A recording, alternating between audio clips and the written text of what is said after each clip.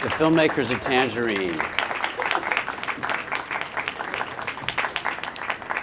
Who edited that trailer? That was really good. Oh, Magnolia took care of that for They us. did? Yes. So Did you get approvals over it? Yeah, well, It's pretty good, I though. love it. I think Yeah, they did a good. good job. There's an R-rated one. There's a Oh, red really? band that's much better, actually. Yeah, we did So an check that X-rated out. one. Oh. For Short Bus. Do you want to introduce yourselves to everybody here? My name is Sean Baker. I'm the co-writer, director of the film, and co-cinematographer.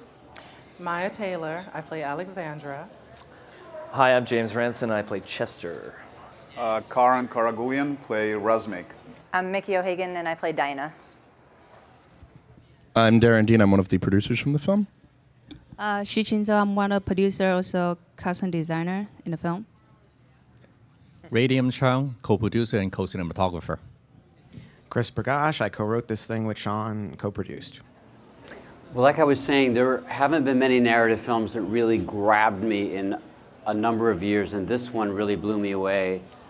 Can you talk a little bit about how you came to work with Mya and Kiki on creating the story, and then we'll talk a little bit about how you made it. Sure. Well, Chris and I, we were spending time in the area, introducing ourselves to people, basically telling them what we were intending to do. We didn't have any sort of script or plot. We were looking for that one person or a couple of people who would show enthusiasm and want to collaborate with us. And one day we walked to the LGBT Center, which is around the corner from the intersection that this takes place on. And I saw Mya from across the courtyard, and she just had this aura, the it thing that I had to speak with her, and we connected right away. I saw Mya expressed true enthusiasm, wanting to participate in this project, and also, she was an aspiring entertainer, not just for acting, but for singing. And so we exchanged information. Next thing you know, we were hanging out regularly at the local fast food joint, doing sort of just meeting and talking and hearing anecdotes and stories that she knew from her friends who had actually worked the area. And one day, she brought Kiki to the table. And when Kiki sat down next to Mya across the table, we were sitting at a... Kiki plays Cinderella. Cinderella.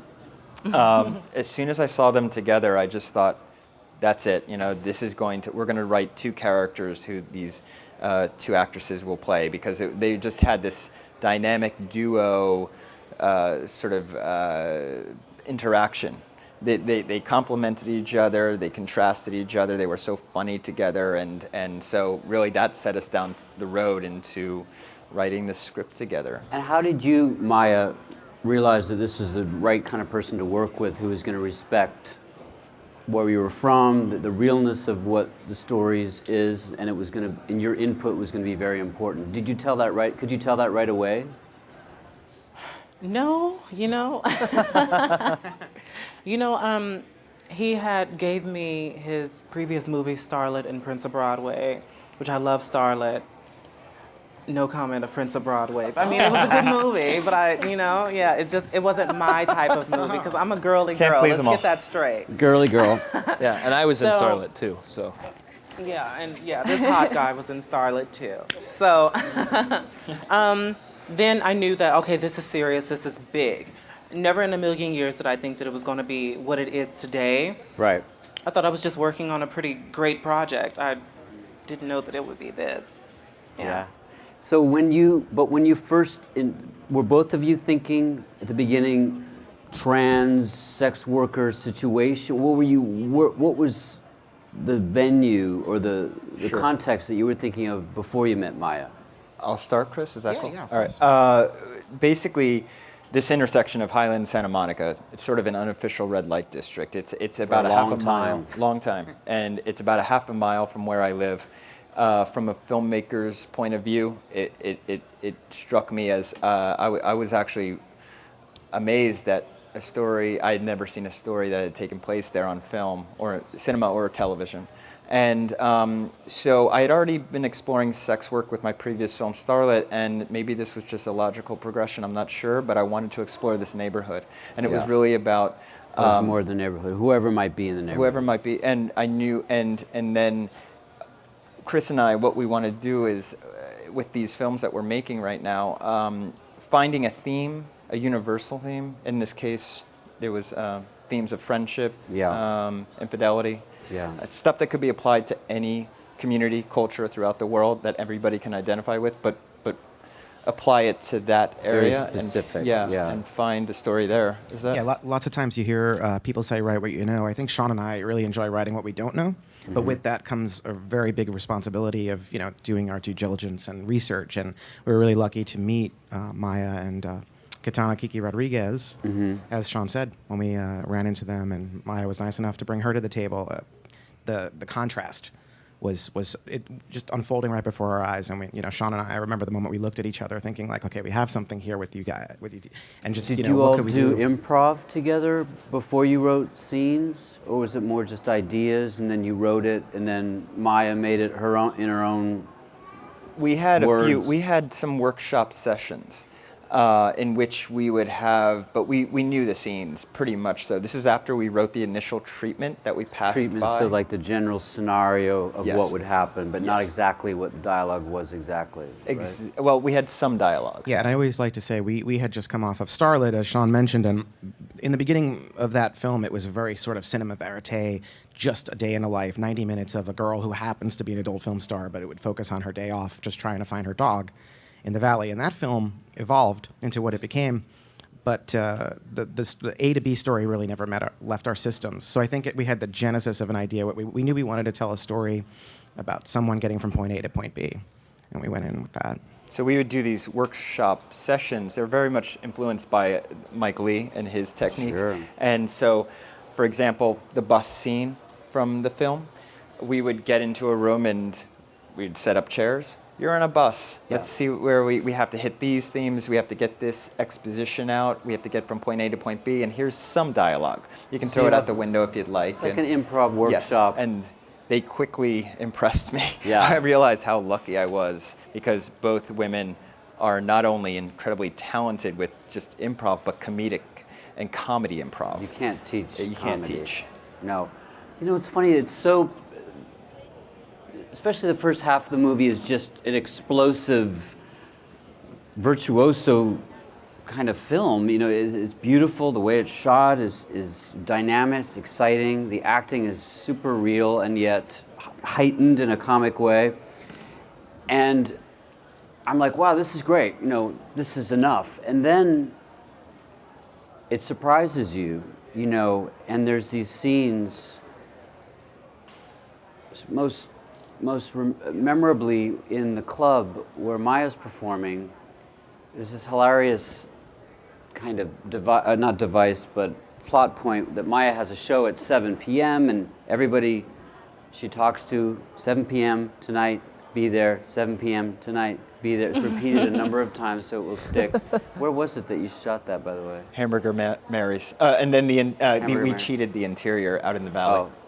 Oh, okay, yeah, it looked kind of valley-ish. And of course, nobody shows up. And suddenly you realize that it is actually not a story of infidelity and boyfriend trouble and sex work trouble, but a story of friendship. And the friend does not show up because she's caught up in her own situation with Dinah over here, who's being dragged onto a subway, onto a bus, down the street with one shoe. And Mya sings this beautiful song in a beautiful voice that suddenly the whole film sort of settles and everyone becomes, not that they were not human before, but he becomes emotionally empathetic. The audience, the characters, everyone sort of settles into what they really are. And it's a beautiful moment, and without that you can't get to the really, really touching ending. Which seems to come out of nowhere. If you had just gone to that touching ending and not had that scene, it wouldn't have it wouldn't have got there. It's really well constructed and written, and a perfect collaboration. The biggest thing people are talking about, and it's partly a marketing thing because ultimately the result is the point. But they did shoot the film on the iPhone 5S, and Radium and Sean were co-cinematographers. Maybe Radium, you want to talk a little bit about the decision to go for the iPhone and what were the innovations in technology that allowed you to do it?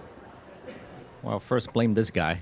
It was You his should idea. start and I'll follow up. The decision came from Came from Sean. money first, I right? guess so. Yeah, it all really started with our budget that we really had nothing to work with, and I'm out of favors at this point. I'm on my 5th feature, so I couldn't shoot on film. I couldn't even get the Alexa or the Red. Then maybe we could have shot in the DSLRs, you know, the Canon, the 7D, 7D or 5D. But even that would have added 3 crew members. I would have had to get proper glass. It would have been more of a headache. I thought. And I wanted to separate us from the pack of all the other independents out there that are starting to look the same with shallow depth of field and everything. And I thought, you know what, this just might be something. People have iPhone short films and experiments up on Vimeo. I was starting to explore them, and I was very impressed. There's a very deep depth of field, or it's 'Cause it's basically a wide non-existent. You can. It's basically everything is in focus. It's a 24. isn't it? Exactly. Everything is in focus from if I had the camera up in front of my hand, from my hand to a mile away, everything would be in focus. So basically I had to, once we were all able to get past that and accept it as an aesthetic, then it was just about moving forward and figuring out how to do it right. And I found a Kickstarter campaign for this company called Moondog Labs that created this anamorphic adapter, which allowed us to shoot in true scope. And Right. so- Anamorphic, can you describe what that means? Well, it's the widescreen aspect ratio, but it's not just cropping your image, it's actually capturing more information. Yeah, so when you can stretch it out in post-production and it will be a widescreen aspect ratio. And so there was that tool that really started to, I guess I was being sold that it would basically elevate this to a cinematic level. And then there was this app called Filmic Pro, and it allows you to lock it at 24 frames a second and has all these other bells and whistles. And you put it on tripods sometimes on a Steadicam light kind of a thing? I don't know if did we ever do a lock off tripod Well, what shot? was, I don't like yeah. in the, Beginning, middle, and end. that first okay. scene in the diner, that's... Yeah, the beginning and the end, basically. Yeah. For a couple of shots, but for the most part, it was we had 2 cameras going on at the same time, and we had Sean found this little Steadicam rig, actually made by Steadicam, right? It's just like a mini thing that hangs? No, there's no or something? strap. little It's just a stabilizer. little handle. But with does a it have counterweight. gyros and move? It's smoothie. It's called smoothie. Yeah. But you can take it and- low and... Not really. You have to bend down to Okay. get that shot, yeah. And it takes a little while to get used to and get some practice on, but that really elevated that level because the phone is so small and lightweight. No matter how steady you are when you're holding it, it's gonna Very look shaky, like a home video. So having that rig really elevated to a different level. And then I think there was some at a trailer, some really nice looking dolly shots. All that was done by Sean. He's a pro in riding That's bikes. on the He just- smoothie? Yes. He's got one hand. I don't know which hand he uses. He got one hand on with the thing, and then the other hand on his bike. He just like ride his bike. on Yeah, the it's a Thing. It's bicycle, amazing. like a 10-speed bike. Basically, when I used to live in New York, I'm sorry I gave up on New York, guys. The weather was expensive. just it was the weather. But when I was living here, I used the bike to get around town. I didn't subway it, or so I was used to this. I was used to being able to jump up on the sidewalk, and I was control speed and everything. So I would be holding the handlebars with my left hand and the grip on my right, and I was able to get these shots. This is the smoothie thing? Yes, exactly. And I was So able it stabilized it a bit when you were bumping? not only that, but I was able to actually do impromptu Steadicam shots and do 360s around my actresses and Improvise a bit. improvise, Like the yes, actors yeah. were improvising. Yeah. Yeah. The benefits of the iPhone and shooting this way really revealed themselves to us as Does we were that mean you shooting. could steal a lot of shots without permits? Well, Really? We can. I think you can talk about that. No. In the future. One day I remember showing too up to late. set, and I see that Sean is rigging up this giant painter's pole with the iPhone, and I'm like, what is Giant going selfie on? stick. basically. Yeah, basically. Yes. Yeah, basically that's what it was. Yeah. A lot of the crane shots were done that Proto way. selfie with stick. this weird. Yeah, painter's pole. And we had no feed to check it, so he would do like 25 takes if need be, of just getting it right. just Watch check it after. it. Yes. Yeah. Oh yeah, that was another thing. It's like you couldn't really do. Would you do playback on the phone We to would. see if you got it, Yes. and then listen on the sound while you were doing that? We would sometimes ask our extremely talented, sound Sound? recordists. The sound was a really yeah, hard job there. He was a one-man show. His name is Iron Strauss. He's incredible. He did the boom Yeah. and the Yes. mixing? Yes. That's incredible. Every time there's a cab scene, he's in the trunk, Oh and my he's 6'5". God. So no. he was a trooper. Let's Yeah, just so say he was a in the trooper. back seat for the car wash scene. He would be in the trunk. I was in the back Trunk? seat. Oh, Yeah. right. The trunk. The trunk open? Or not closed No, trunk? closed. We were going to What? the car wash. Yeah. What kind of You car hit- you was hit a this? bump sometimes, 77 yeah. Oldsmobile? How are you going to fit in the trunk? I forgot. Crown I don't know. Victoria. That's what they are. Crown Yeah. Victoria. I actually think we really That was put the him cop through the car. worst of it. To be honest, Yeah. I think Yeah, he had why it the isn't worst. he here? Has he been crippled? I think he's in a state facility somewhere recovering. He also does yoga. Oh, does he? Yeah, that's true. Very That is flexible. true. Wow. I want to reach out to some people. Producer shih-ching. Okay, please explain all the things you did on this show because I can't believe it. If you Well, saw the film, she also played the proprietor of the Donut Time, Yes. Mama-san. Well, I'm basically doing costume design, producing, and then also continuity, and also act in the film. Continuity. Yeah. Yes. So she was acting and having to keep her eye on all the other Wait, actors. and I would also like to add that because the donut time was still technically open, so I sell donut too. yeah, Yes. so she had to sell donuts to real customers that would interrupt our shots. That's true.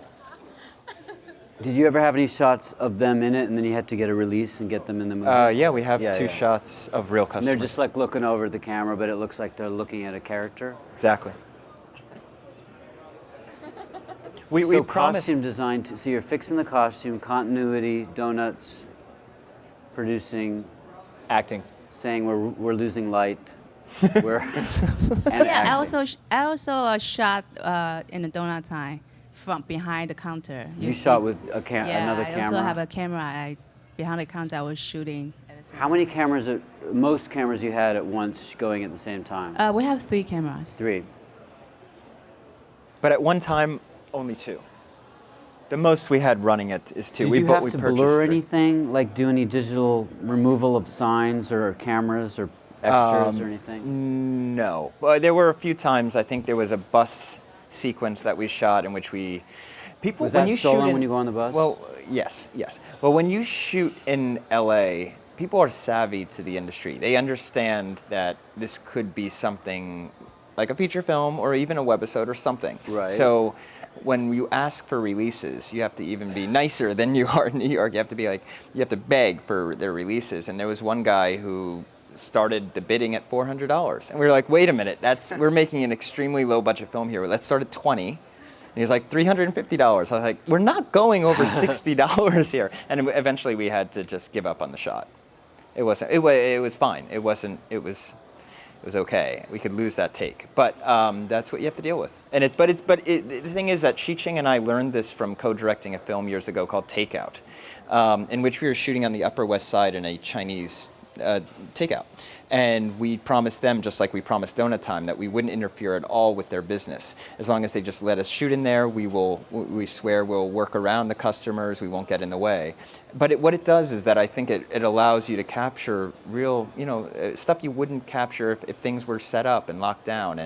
And there's a vibrancy, a reality that you capture that I really don't think you could do it any other way. So in the end, yes, it's a headache and it's scary and it's risky, but yeah, I prefer this way. Wow. Did you find you had to do a lot of takes? The normal amount? I mean, were you doing... well, for the actors, I mean, did you feel like it was moving very quickly all the time? Or were you doing things over and over and over and over? If you really needed something that needed to propel the plot forward, that was when, you know. Spent more time. Yeah, I think so. It was like Yeah. this beat has to be covered in order to get through, and then the rest of it, the improvisational stuff, Tons of freedom. Yeah, yeah. And in the middle of shooting, would you Sean, give them, let's see if we can get the script closer to the beats, and then let's do a few takes where you do whatever the hell you want? Or how did you? You pretty much got it, yeah. Yeah. The only time that we really had to stay focused and really stick to the page was donut time. Because we were shooting So much, there, so the little interiors of this climactic scene where all the characters converge. It's basically the third act of the film, and Yeah. we had to get it down, and we only had 2 nights to shoot. We begged for a third, and we got like half a night, so we had 2.5 nights in there, and half the scene is in Armenian. And I don't know Armenian, neither does Chris, and neither does Radium, so right. it had to be scripted to the word. So you were directing those scenes, right? Sort of. Were you giving? Did you I was in charge of the Armenians. You had yes. to give notes to your mother-in-law, and Yeah. Yeah, it was incredible. She's really good. Karin brought so much to the table in terms of that because all those actors were great. Are they all? They're celebrities in Armenia. Oh, really? Yes. Yeah, we got very lucky with the Armenian cast. They They're all happen to big be in. actors. Do they happen to be in LA? They happened to be in LA at that moment, and we just grabbed them. Oh, so they generally live in Yerevan? Or? Yeah. One of the guy who drives the cab there, he's host of the voice show in Armenia. He was great. I liked his blank. Yeah. His blank filial duty must take mother-in-law. Yeah, Arsene Grigorian. Yeah. Yes. Mother-in-laws have a great deal of power, I believe, in Armenia. And she thought that I was Chester. She didn't for know real? that I was. Yeah, she didn't know that I was an actor. She stayed away from me She was the entire time we were scary, filming. scary Yeah. pimp guy. She didn't put it together until we actually got to Sundance that I was like an actor. She's like, "Oh my God!" I And would have was like, treated "That's you right." so much nicer. Right? Yeah. Her name is Ala Tamoyan, and she's like the Sophia Loren of Armenia. She's a classic. She was so good. Yes, she's wonderful. Absolutely. And then your wonderful. wife was fantastic too, right? Yes. Yeah. She was the best actress in Armenia last year. She won I the love award, that yeah. moment. It was like, you have to look the other way sometimes when you have kids. It's very practical. Let's open it up to some audience questions. Hello to the directors. What do you think the iPhone is going to do to Hollywood, to the film industry, now that people are using it for film commercials? Do you think it's going to be a positive? Is it going to be a negative? Is it going to flood the industry? At the end of the day, what do you think it will do for the film industry? Hollywood's not going to care. They're not going to Nothing. care. Absolutely nothing. Hopefully nothing.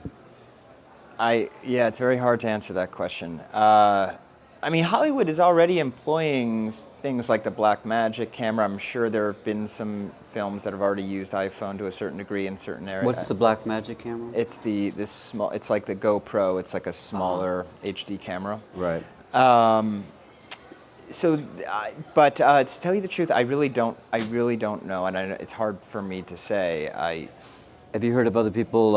I know another guy who used iPhones for a film called King Kelly. King Kelly. Yes, Right. yes, and that was at South by Southwest when Yeah. we were there a couple of years ago with my previous film Starlet. It was 2012, and they did sort of a found footage movie. Yes. Yes, yeah.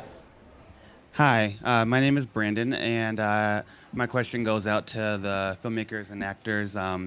So, in light of kind of this, growing presence of, featuring trans issues and, transgender actors in shows like Orange is the New Black and Transparent, this carves out, another unique and great niche in cinema. And I'm wondering, what do you hope the takeaway of this film is for other trans people of color? Maya. Why don't look at me? You're looking at me. You nuts. I'm not trans. No, I'm just kidding. You're not trans in North Dakota. Well, shoot. Well, I hope that more people come into the industry and, tell their stories, or just, more talented trans people just come into the industry so we all can see them, basically, I guess. We all know so many talented trans people in all walks of life, or at least I do, who there's just not enough jobs Exactly. for them. And often they've been acting their whole life Yeah. in some form or another. And I learned a lot from watching a lot of brilliant trans performers over the years. And I think there's naturally just going to be more and more opportunities. I mean, sometimes it might have to be homemade, and you're going to get a lot more love anyway in those friend-made projects. But sometimes you got to make your own thing rather than wait for the job to come. There's only a few people like Laverne Cox who have reached a certain level of knownness that she's the go-to person first. But as it becomes more understandable to the world, there will be more characters and filmmakers too. My hope is that this is just one of many stories that will be told, and also for me, I see it as like a true success for this film would be for the industry to recognize the wonderful talents of Mya Taylor and Katana Kiki Rodriguez, and you know what, I want them to be able to parlay this, and reach for their dreams, and I want the industry to start waking up and realizing that these are stars. Yeah, these are stars. This is the perfect reel for a first-time actor. Yeah. And also, if I can just add a quick thing, it's also ultimately, no matter what gender you identify with, it's a film about friendship. So, at the end of the day, it's just about weighing it out and, is it the bullshit, cutting through that, and at the end of the day. Did you have any more about how your two characters hooked up? Wait, what do you mean? Did we do any research? Was there any more in the backstory script stuff? that was cut about it? Because it's like, oops, when it suddenly comes out. Chester. Did you Something that was cut. Alexandra. I think, well, when she Spoiler told alert, him, sorry. Yeah, this is a spoiler. Yeah. because I don't want to tell too much, but like when she told him like what really happened, she was like, "Oh, well, my best friend Dark Vader over here told me," and I'm like, "Bitch, what? Like, come on, like, you know what I mean?" Yeah, like some of that stuff was cut out, like most of the really, really funny stuff when we really needed it to be serious, though. Yeah. Oh, I see. Yeah. Yeah. There's a tonal thing. Dark Vader. I guess that's. What the hell? Do I look like Dark Vader to you? It's so touching at the end, guys. It really is. It really got me. It's a beautiful film, and it seems to be getting a lot of attention, the attention that it should be, and I have a feeling it's going to snowball, into something that needs to be seen by a lot of people, not just any kind of niche audiences, but a real broad base of independent filmgoers. I'd love to see these, not necessarily these characters, but this group of people working again together. I'd love to see what you guys would do with a series, or, Well, I have a characters. I'm really happy with this team. Keep them together. Yeah. Why mix it up? Why? It takes a long time to find the people you work well with. And Exactly. Some people get tempted by money or fame or something to run off with people they don't know and get burned, and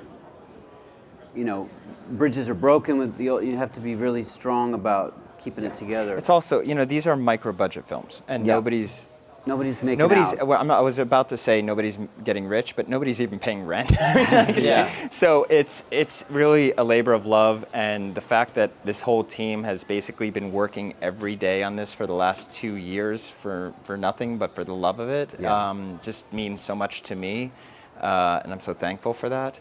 Also, we should mention Mark and Jay Duplass, who executive produced the film. They were very supportive from the very beginning. They were the only ones, basically. Really? The only ones willing to give me money. After Starlet, I thought I would so get... they did help finance? They did. Oh, yeah, cool. yeah. They co-financed it with Through Films, and that's Marcus and Carrie Cox of Through Films. And they really... a while ago, Mark said, if you ever want to make a micro-budget, I'm here for you. And this was after Prince of Broadway. I made Starlet. I was hoping the industry would embrace us all, but that didn't happen. Right. And so I called up Mark and I said, I think I'm ready to make that micro-budget. And that's how it happened. Yeah. Are you allowed to say what the budget is? No, but Starlet was It's made a law. for... You're not allowed to. 235,000, and Tangerine's less than half of that. Let's just say that. You can figure out the math. Yeah. How On did you Starlet, just- we could how afford did a you real not camera. say it and yet say it. They have to do the work. Yeah.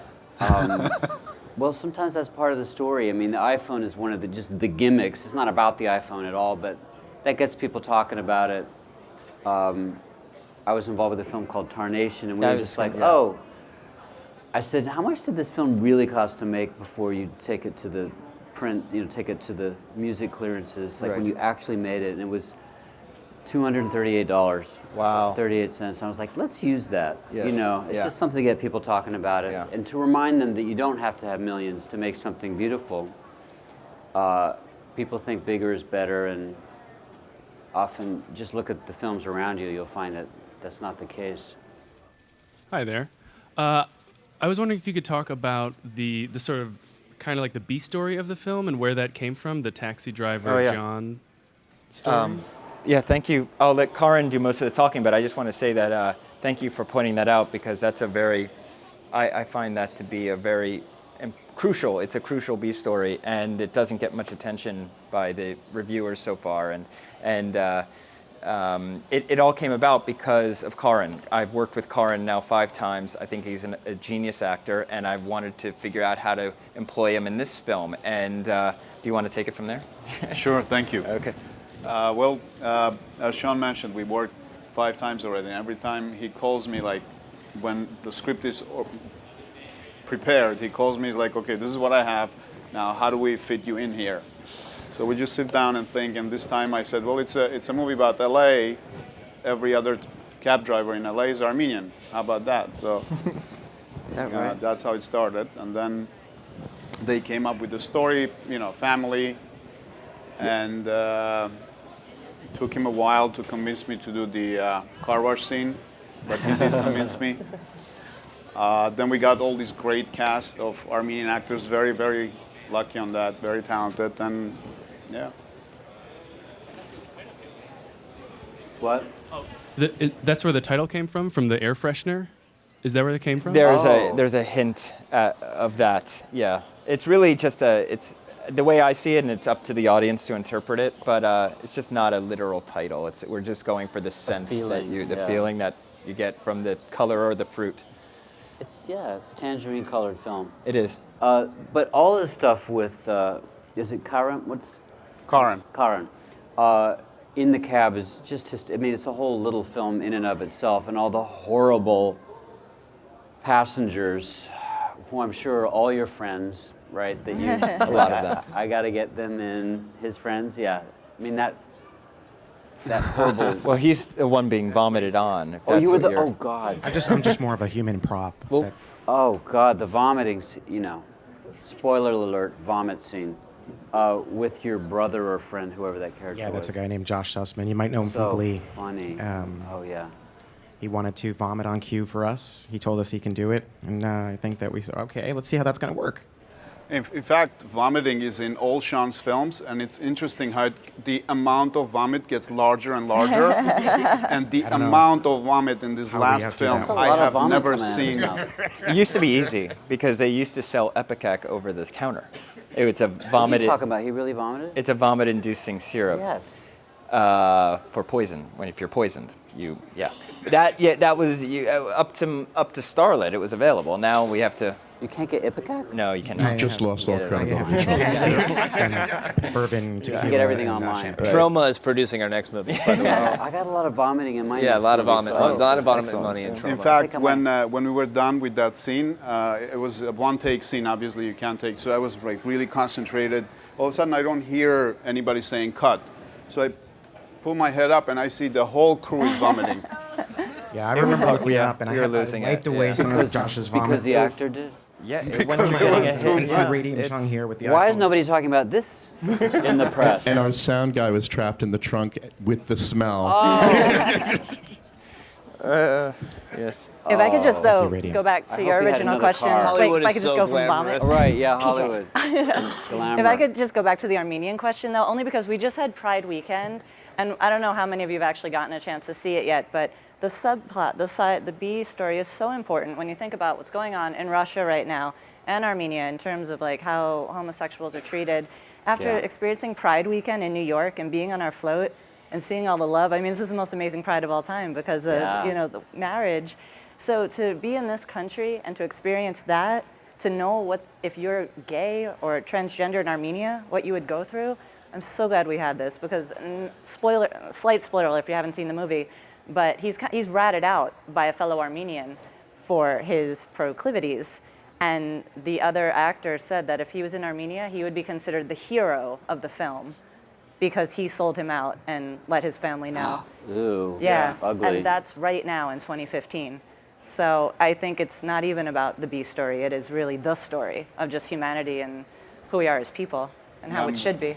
I'm really hoping they will see the film in Armenia at some point, and at least they'll start talking about it and kind of, bringing up the subject.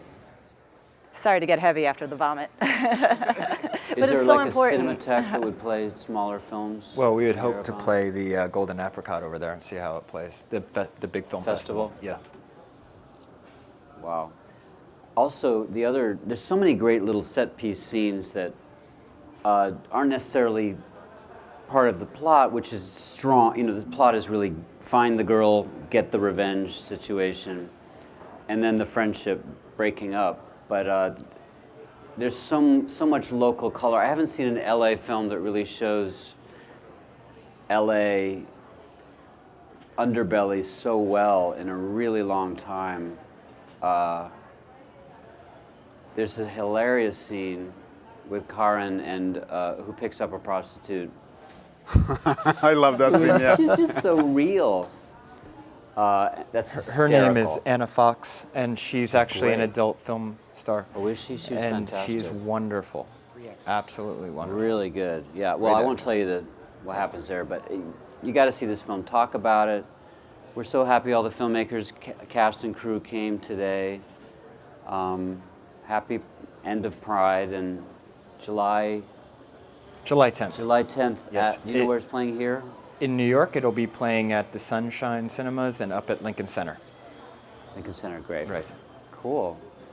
All right. Thank you for coming, everybody. Thank you for